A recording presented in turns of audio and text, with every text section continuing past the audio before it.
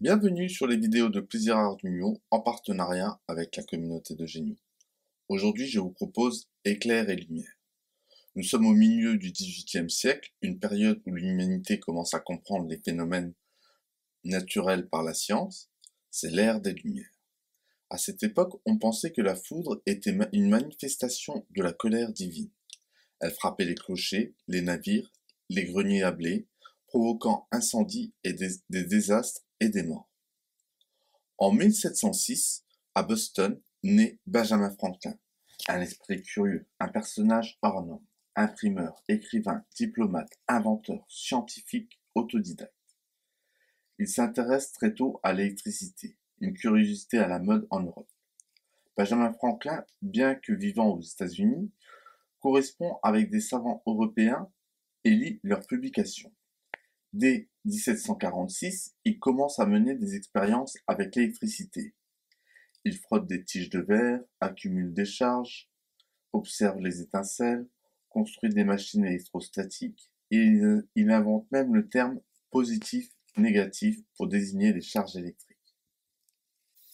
L'idée révolutionnaire qui lui parvient est si la foudre était une décharge électrique géante.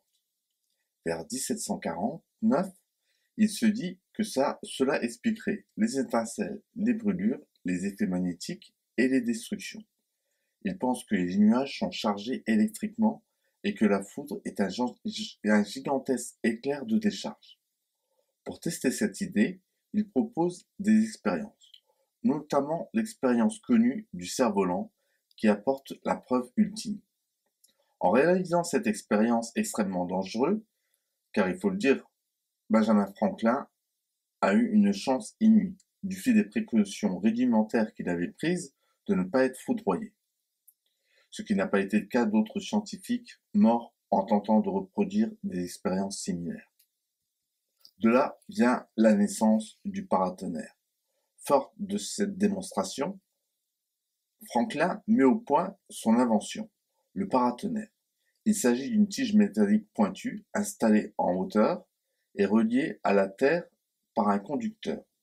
Lorsque des nuages orageux passent au-dessus, la pointe permet une décharge progressive, ce qu'on appelle aujourd'hui l'effet de pointe, évitant les écarts brutaux.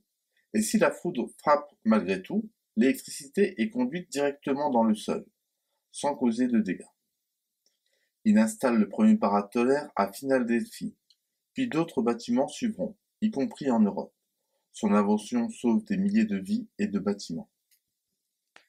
Les réactions et la reconnaissance qu'il a eue. Donc l'invention du paratonnerre ne fait pas l'unanimité au départ, mais peu à peu, les critiques s'effacent devant l'efficacité de la découverte.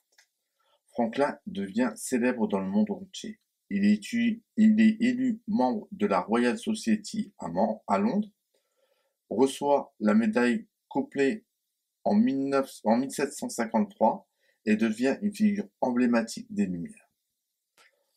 En conclusion, l'invention du paratonnerre de Benjamin Franklin est bien plus un simple progrès technique.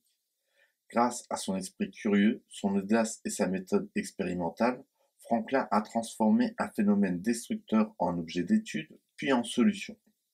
Aujourd'hui encore, les principes qu'il a découverts protègent nos maisons, nos avions et nos installations sensibles. Et moi, je vous raconte ces histoires sur cette chaîne car les recettes d'aujourd'hui viennent parfois d'expériences faites d'il y a de nombreuses années avec un profond respect pour toutes ces connaissances qui nous sont accessibles aujourd'hui et qui nous semblent devoir être transmises. Alors, si vous aimez les vidéos de Plaisir Arduino, n'hésitez pas à partager, commenter, liker. La communauté de Géniaux, c'est un endroit où on se retrouve une fois par semaine pour échanger projets, platine Arduino et découvrir de nouvelles choses. Donc amusez-vous pleinement avec la platine Arduino.